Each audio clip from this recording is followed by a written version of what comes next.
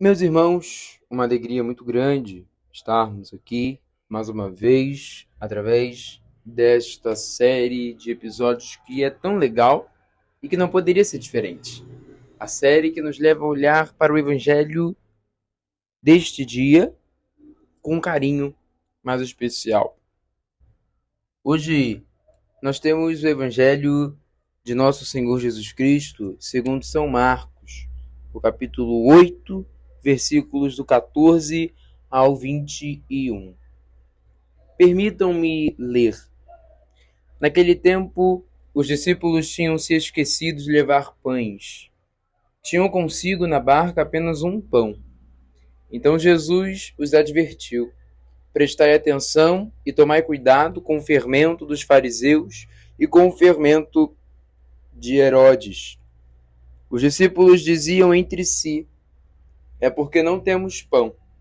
Mas Jesus percebeu e perguntou-lhes: por que discutis sobre a falta de pão? Ainda não entendeis e nem compreendeis? Vós tendes o coração endurecido?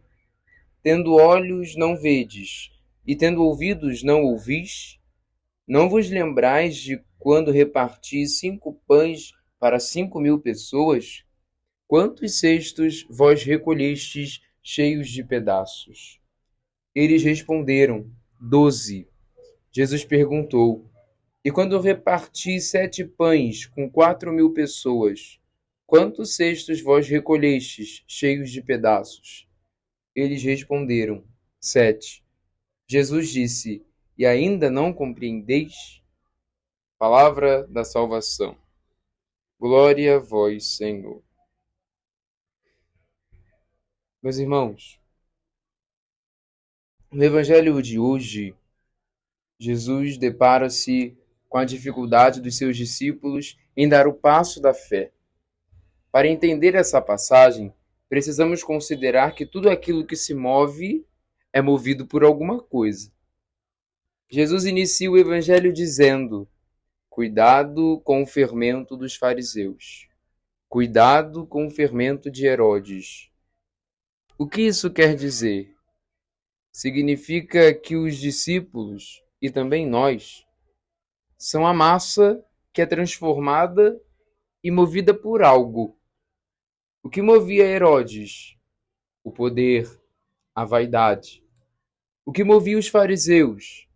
As obras externas, o moralismo. Seja como for, eles não eram movidos pela graça.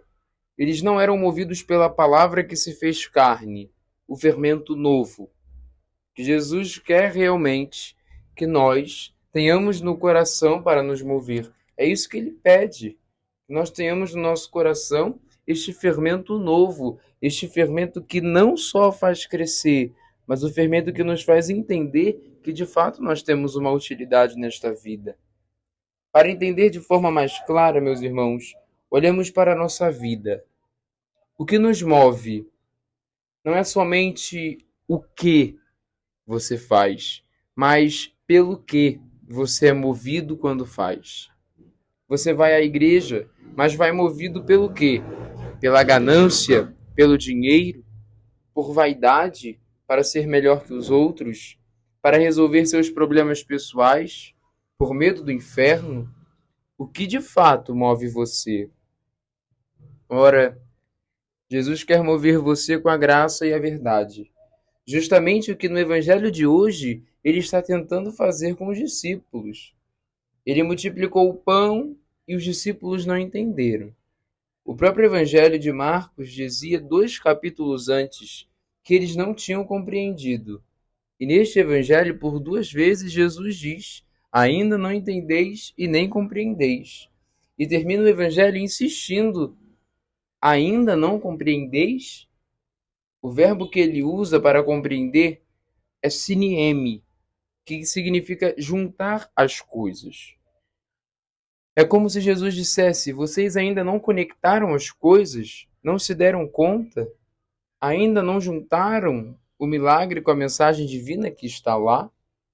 Ou seja, vocês veem milagres, mas não veem que eles são sinais de algo mais importante. Vocês ouvem minhas palavras, mas não veem a verdade que move os corações. Jesus quer nos mover pela graça sobrenatural. E aqui cabe um exame de consciência. Pode ser que nós sejamos bons católicos, mas o que nos move? Qual é o fermento de nossas vidas? É uma motivação mundana ou é a graça divina? O que está fazendo nossa massa crescer, levedar? O que está nos fazendo crescer na fé? Talvez até estejamos recebendo os sacramentos, mas envolvidos demais com nossos interesses, pelos fermentos mundanos dos fariseus, dos Herodes dos nossos dias. Podemos muito bem nos fechar à graça e não colher os frutos dos sagrados mistérios que recebemos. Assim, Deus não consegue agir em nós. Coloquemo-nos, pois, à disposição de Jesus e digamos a Ele: movei-me, Senhor, pela vossa verdade, pela vossa graça, para alcançar o vosso céu.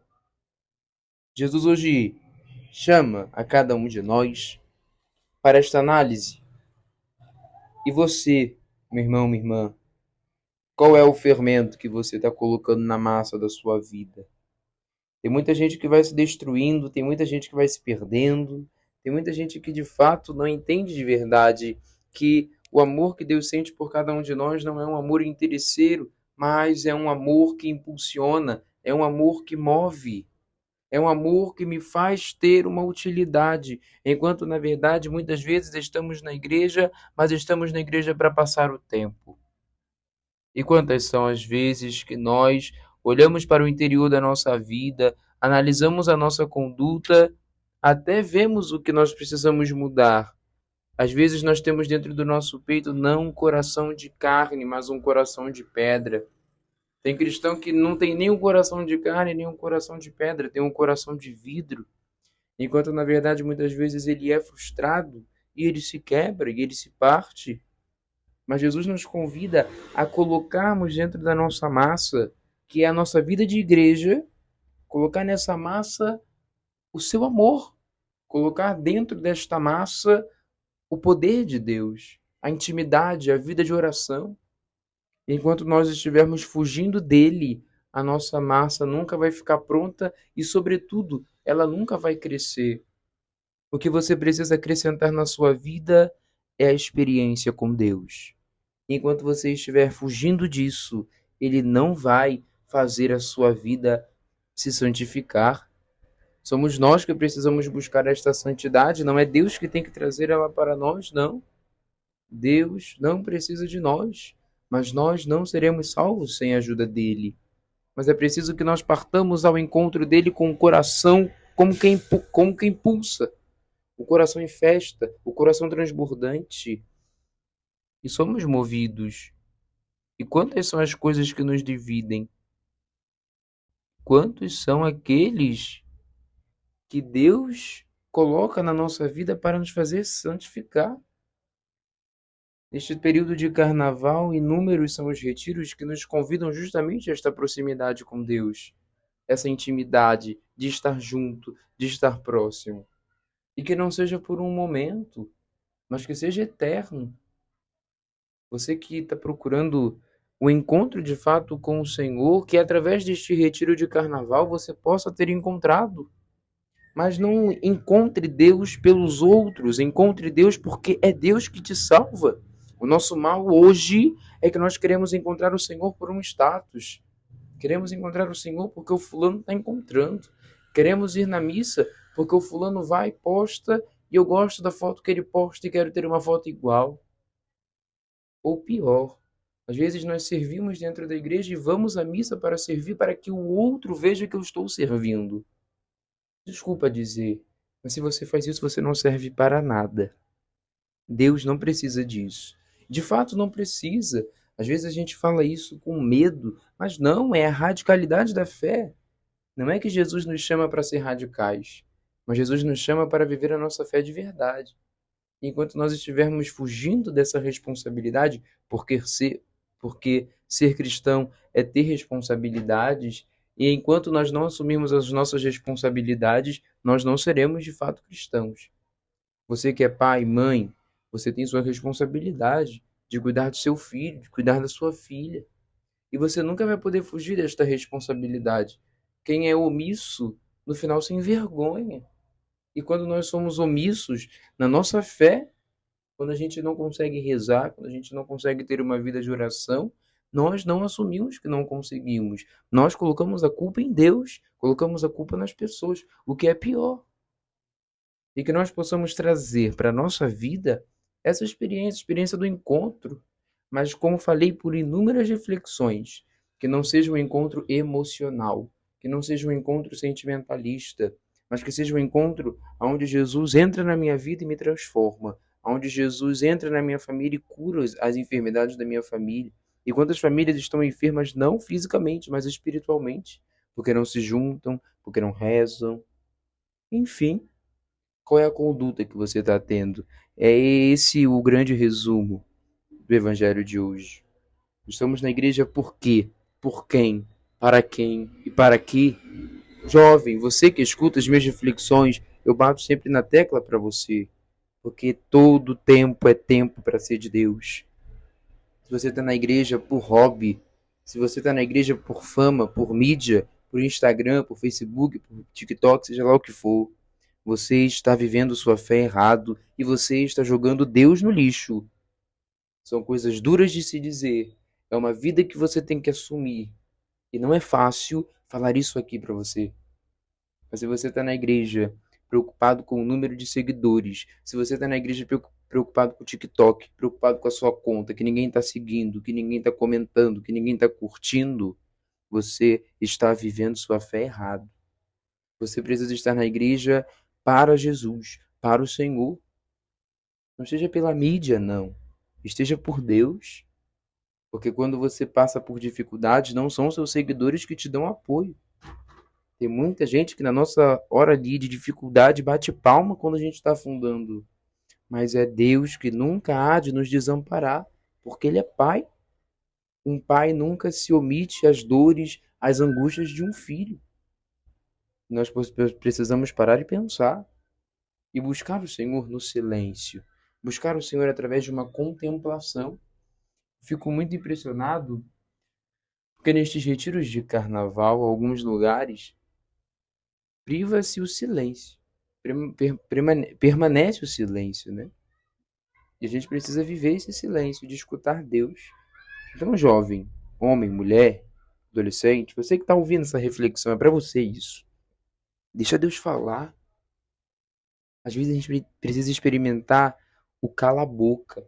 Cala-boca é uma palavra muito dura de se dizer. Mas às vezes nós precisamos calar a boca e deixar que Deus fale. Porque se eu não o deixo falar, qual é a resposta que ele vai ter na minha vida? E que você possa encerrar esse momento de reflexão pensando: qual é a minha finalidade dentro da igreja? Qual é o testemunho que eu dou dentro da igreja? Eu vivo só de retiros? Porque tem gente que é espirituosa só no retiro.